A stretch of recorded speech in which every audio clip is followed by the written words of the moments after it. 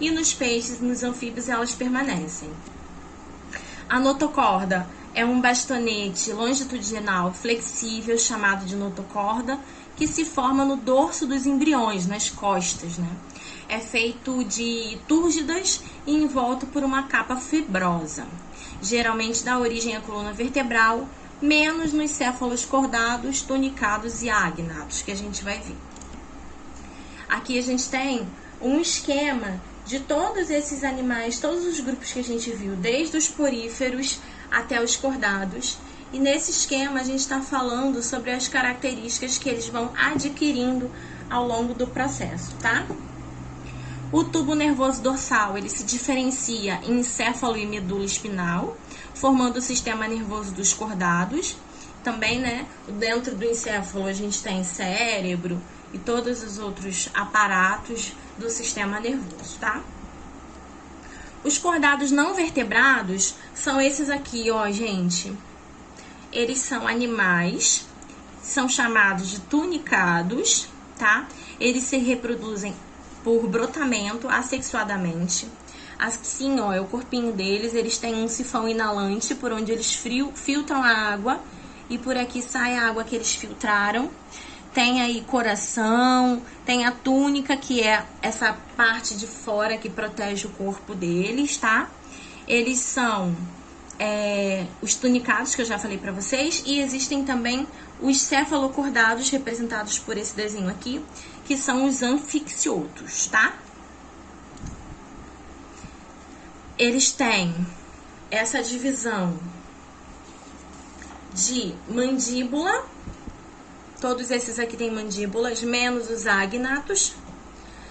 Pernas, todos esses aqui têm pernas, menos os condrictis e os osteictes, que são os peixes cartilaginosos e os peixes ósseos. A pele impermeável, todos esses aqui têm, menos os anfíbios.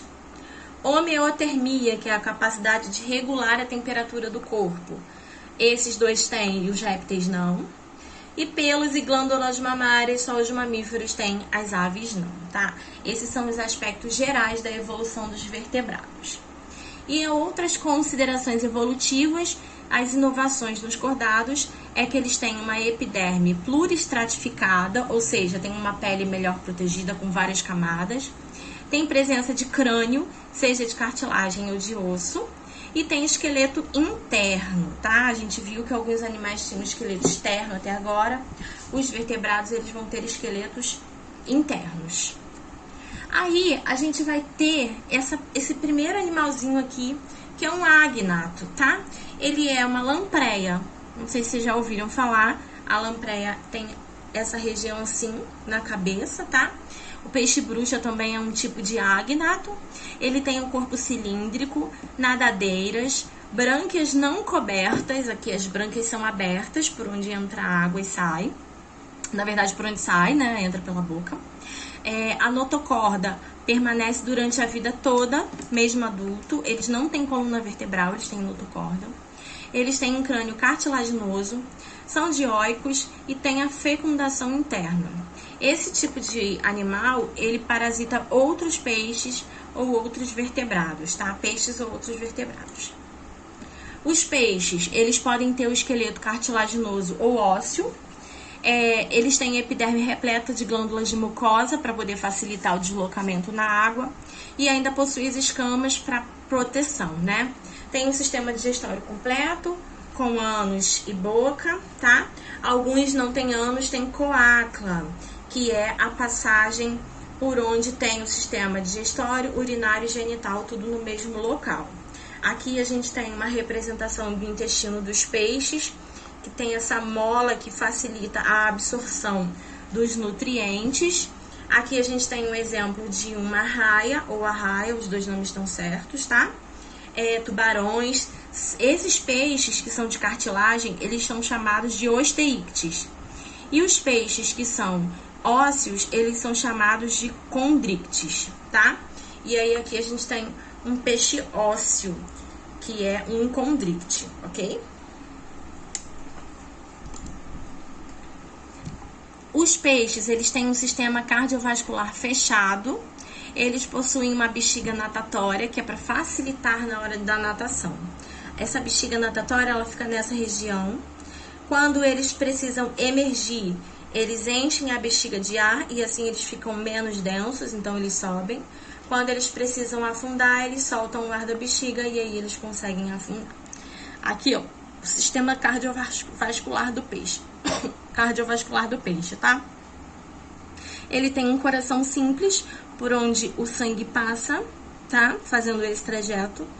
E aí, o coração se enche de oxigênio, o sangue se enche de oxigênio, passa por todo o corpo do animal e volta para o coração, tá? Existem espécies que podem ter um pulmão rudimentar e que eles podem utilizar na época de seca. No Brasil, a gente tem a piramboia, que é esse peixe aqui.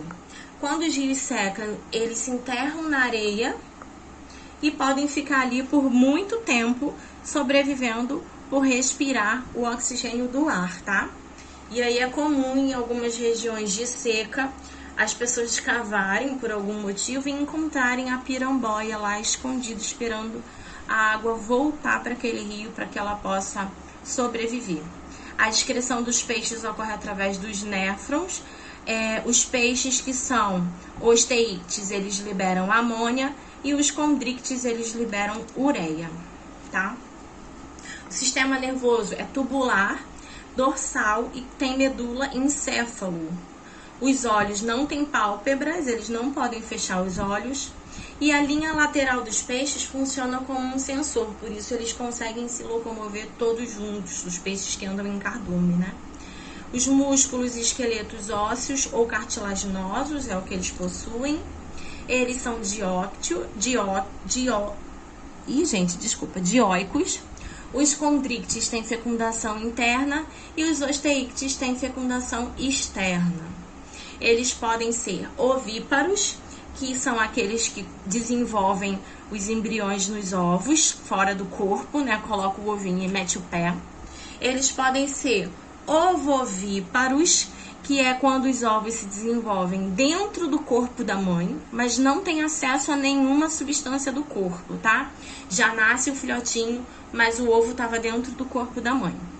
Ou eles podem ser vivíparos, que é quando o embrião se desenvolve dentro do corpo da mãe e recebe nutriente direto do sangue. Ele está dentro de uma cápsula, mas ele está recebendo nutrientes do corpo da mãe. Aqui ele não está recebendo nutrientes e aqui ele está. Isso acontece com algumas espécies de tubarão, tá?